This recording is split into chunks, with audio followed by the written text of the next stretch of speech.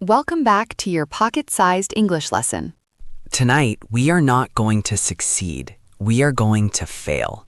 Imagine you are in the kitchen. There is gray smoke coming from the oven. The smell of burning cheese hits your nose. Your special dinner is ruined.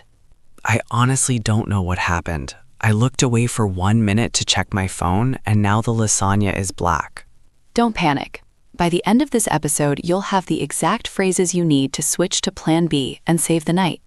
This is actually a very important topic because things go wrong in the kitchen all the time. Exactly.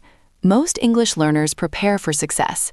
They learn how to order at a restaurant or how to talk about a delicious meal, but they do not prepare for failure. And when failure happens, like burning the dinner, the atmosphere changes. It can become quiet and awkward. Right. You feel guilty. You feel frustrated. And if you do not have the English words to handle that situation, the silence can make everything worse. So today is about saving the mood.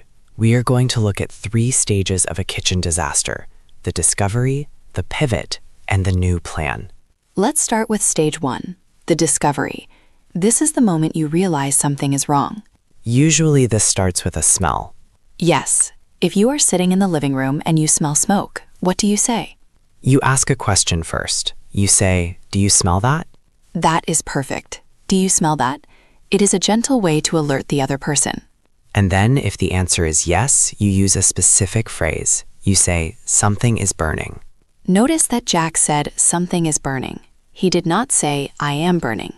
That is a big difference. "I am burning" means your body is on fire. Please do not say that unless you are in serious trouble. Something is burning means food or an object is getting too hot. So you run to the kitchen, you open the oven, and smoke comes out.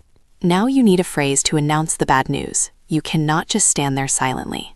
I usually say, "Oh no, it is ruined." It is ruined. That is a strong phrase.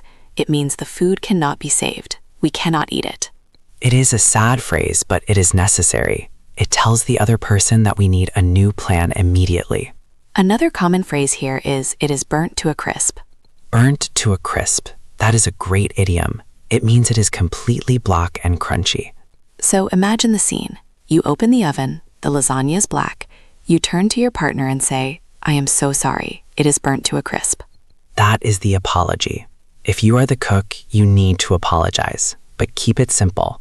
Yes. Do not make a 10-minute speech about your failure. Just say, "I messed up." I messed up. That is very natural. It means I made a mistake. I messed up. The dinner is ruined. Now, if you are the other person, the one who did not cook, you have a very important job here. That is right. You must not get angry. If Jack burns our dinner and I start shouting, the evening is over. Please be nice to me. I tried my best. So the listener needs a phrase to forgive the cook. The best phrase is, "It happens." It happens. 2 words, but they are very powerful. They mean this is a normal mistake. Don't worry about it. You can also say, "Don't worry about it. We can figure something out." That phrase, "we can figure something out," leads us perfectly into stage 2, the pivot. The pivot is the most useful part of this lesson. A pivot is a quick turn. You are going in one direction, eating lasagna, and now you need to turn and go in a new direction. To do this, we use a magic grammar pattern. It is only 3 words. Let's just. This is the sound of a solution. When you add the word just to let's, it adds a special meaning. It means let's choose the simple, easy option. Exactly. It reduces the stress. If I say, "Let's cook something else," that sounds like work. It sounds tiring. But if you say, "Let's just order pizza," that sounds like a relief. It sounds easy. Here are a few examples you can use when dinner is ruined. Let's just get takeout.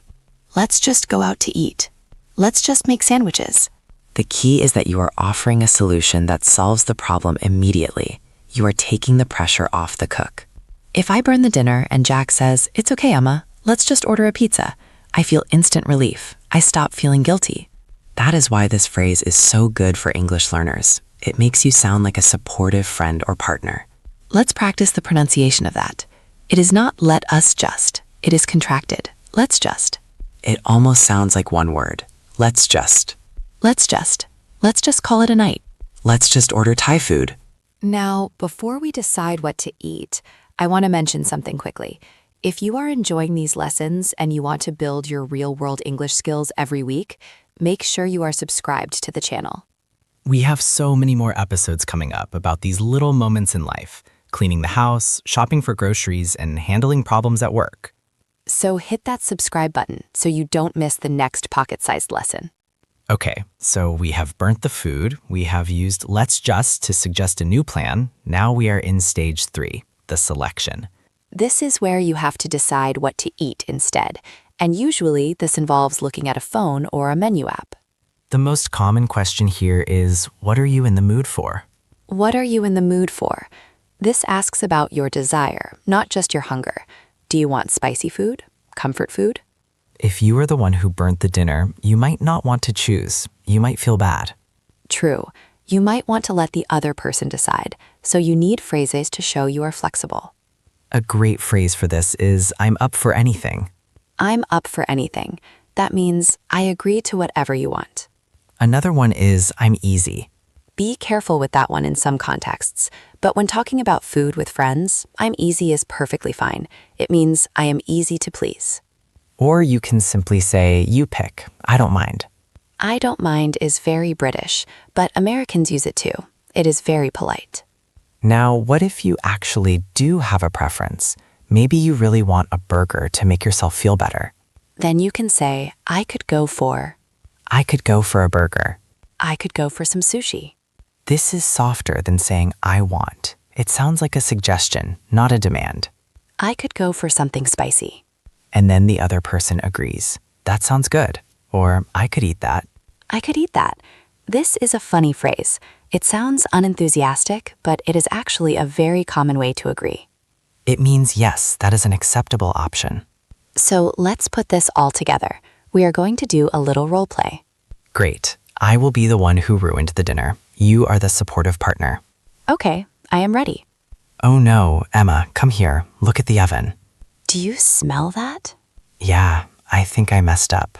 The chicken is burnt to a crisp. I am so sorry. Oh, wow, it really is black. But hey, don't worry about it. It happens. I just feel bad because I promised to cook.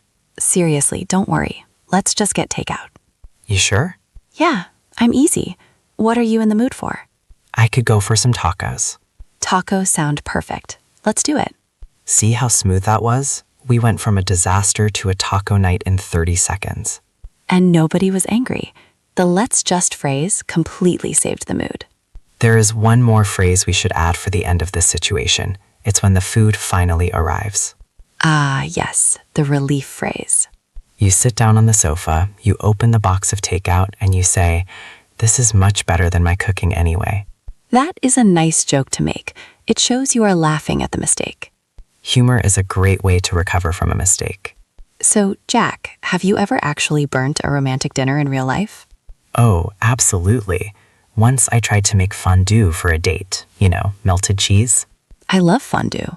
Well, you wouldn't have loved this. I had the heat too high, the cheese separated and turned into a weird oily rubber ball. Yuck, that sounds terrible. It was disgusting. We tried to dip bread into it, but the bread just broke. So what did you do? Did you use the phrases? I didn't know these phrases back then. I think I just apologized 10 times and we ate toast. See, if you had known, let's just order pizza, you could have saved the date. Exactly. That is why we are teaching you this. We want you to be better than me. There is also a cultural point here. In many English-speaking countries, especially the US and UK, we try to be very casual about these accidents. Yes, if you act too serious or too upset, it makes people uncomfortable. Being able to say, oops, I burnt it, with a smile is actually a sign of fluency. It shows you are comfortable in the language and the culture. So do not aim for perfection in the kitchen. Aim for a good recovery. That is a great philosophy for English learning too. It really is. You are going to make mistakes. You are going to burn the dinner when you speak English sometimes. You might use the wrong verb tense. You might forget a word. When that happens, do not freeze. Do not panic. Just say, oops, I messed up, and keep going. Pivot to a new sentence. Let's just try saying that again. Exactly. So we have covered the sensory words like smoke and burnt. We covered the apology. I messed up. We covered the forgiveness. It happens. We covered the pivot. Let's just... And we covered the decision. I could go for. That is a full toolbox for a kitchen disaster. Your challenge for this week is simple. You do not have to burn your dinner to practice this. Please don't burn your dinner on purpose. But next time you make a small mistake, maybe you drop a pen, or you spill some water, or you forget your keys, I want you to use the pattern. Say out loud, "It happens. Let's just pick it up," or "Let's just dry it." Get comfortable with that "let's just" rhythm. It will help you so much in real conversations. And next time you smell smoke in the kitchen, you know exactly what to do. Thanks for listening to Pocket English Podcast. Good luck with your cooking, and see you in the next episode.